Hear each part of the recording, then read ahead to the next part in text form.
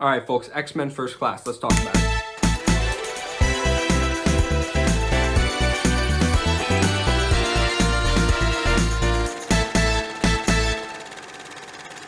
All right, so I got a lot to say about this one.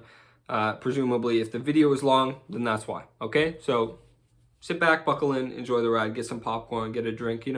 Well, you and I will have an experience together, right? I'll tell you my thoughts. You show me your thoughts down in the comments below, and you enjoy. You just sit back and relax for me. Thank you. Let me get into it. So to start, I would say X-Men First Class has an excellent opening. It really, grips you. You have the Magneto stuff with the Holocaust, again, built off of the first X-Men, using the same footage, actually. I thought that was pretty cool. And just expanded on, for the sake of this film. And it sort of sets the stage for not only the film, but sort of the transition from the first X-Men trilogy into this different style of filmmaking. I'll talk about that in a bit. I have a question. Can you get better actors than they did for Charles and Eric? I don't think so. James McAvoy and Michael Fassbender played the roles excellently. They're excellently cast, right? They rival Patrick Stewart and Ian McKellen for the roles, and they're both great in the roles. It was a joy to watch them on screen whenever, either of them were on screen, and especially when they're together. They have great chemistry. A decision this film makes is to have place Mystique in the 40s with, young Charles, young Eric. So she's actually the same age as them. I'm not sure I'm a fan of that. I think it was better when she was sort of the same age as, Wolverine in the first X-Men trilogy. Some of the students they were teaching as more of the understudies of these two titans, Magneto and Charles. But yeah, I'm not really a fan of that, at least in this movie. Maybe it's built on further down the line, but I didn't really like that decision. Something that I really noticed was actually the score. The score was excellent, I tell you, excellent. I don't know if I can express in this video how much I love the score. Every time the booming, specifically, when Magneto was on the screen, just the booming and some of the tense scenes in the first half, it's just excellent, gripping. Again, juicy score, amazing. Listen to it right now. I don't know if, you listen to scores. Some people do. If you do, listen to it. If you don't, maybe still listen to it. Maybe watch the movie, because it's... I'll show you what I think about it at the end. So as I was saying, and sort of ties to the score and Michael Fassbender, is that every scene with Magneto before he meets Charles is stellar, right? Because you have him sort of going after his goal. He meets people one at a time. You get, you examine bits of his power and the tension and just the character. It's all so great. It's all so great. Every scene with him, in the first half before he meets Charles. This is what I'm going to say. In general, the first half is excellent. Not just with Magneto. The first half of the film is really, really, really amazing. Very little bad I can say about it. It's amazing. I'm also going to throw this in here, is that when watching it, I was very confused about the timeline, because I've been told that the timeline of the X-Men movies is very confusing. So I looked it up. This was apparently a reboot. When most people went to see this in the theaters, they thought they were seeing a reboot. And it sort of erases everything in X-Men Origins Wolverine. I wish someone had told me that, because then I wouldn't have watched the film. Joking, of course. But anyway, so apparently in 2 films down the line from this one, Days of Future Past, that is all retconned again, and they tie in together. So I guess I'm going to have to see that one, and then maybe come back to this one at a later date, just to sort of, process what I saw a little more. But that's really confusing stuff. It doesn't look good for the integrity of the X-Men franchise. So maybe it's a good thing that this film, sort of rebooted, at least in the beginning, because it's sort of, as I was saying, the transition between the original X-Men trilogy and First Class is that it sort of brings the X-Men franchise into the modern era, not literally, because it's set in the 60s, but in terms of filmmaking. The cheesiness of the previous entries has all been erased, the editing, and it feels more like an MCU film, is what I'm trying to get at, or a modern day superhero film than traditional, like an original Spider-Man or something like that. Hopefully you know what I'm getting at. If not,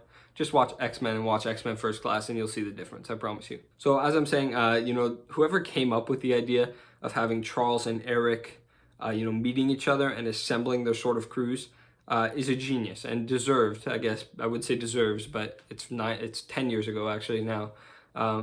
Deserved a raise, because it's an excellent idea, and it's fascinating actually, because with the 3 X-Men movies, the trilogy before, We are introduced to these characters on the big screen for the first time, and now we are reintroduced to them, all their traits, everything about it. So it's really fascinating to watch these characters grow into who we know them to be, right?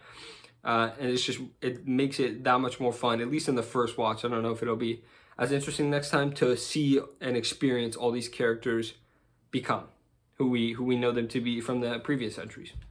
Also, maybe it's the same guy who came up with that.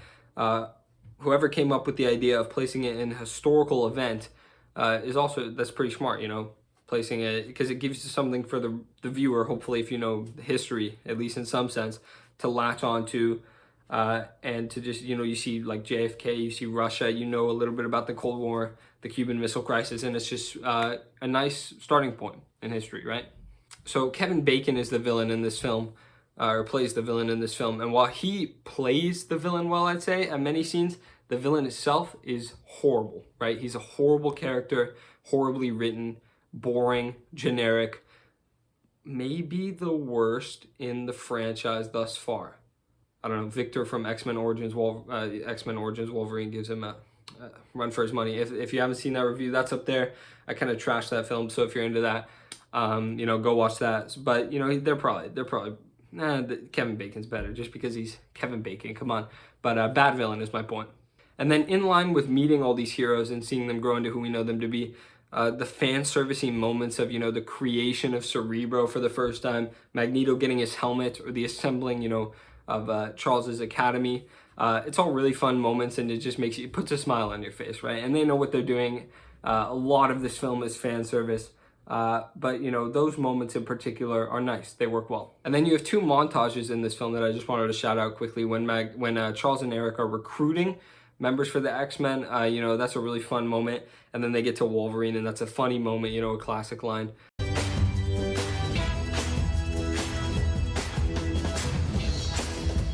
Excuse me, I'm Eric Lensher. Charles Xavier. Go fuck yourself.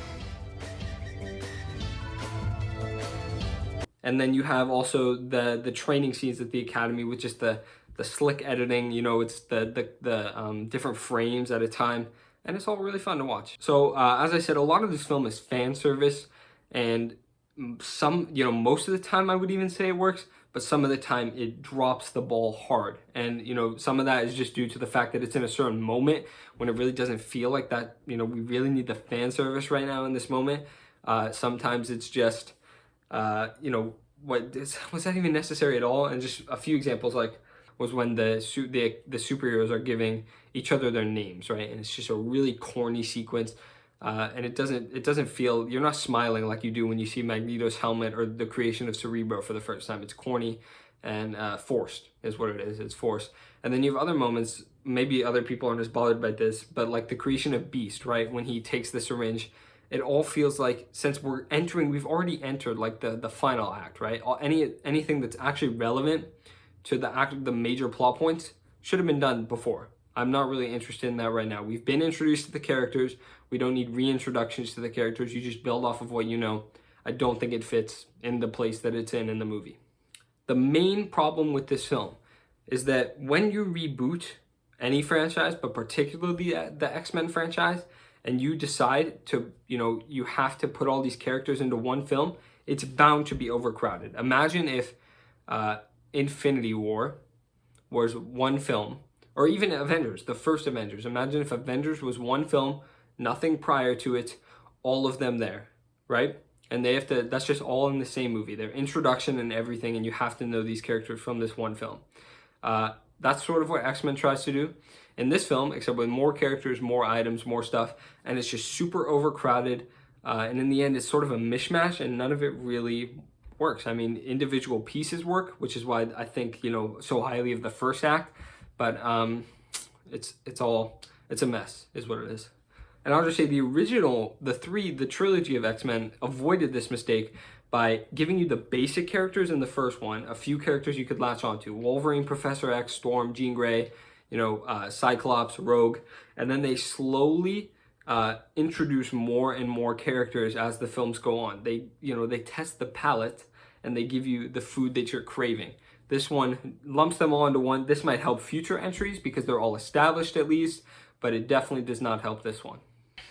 And then just the movie feels way too long again because they feel, they feel they need to introduce so much.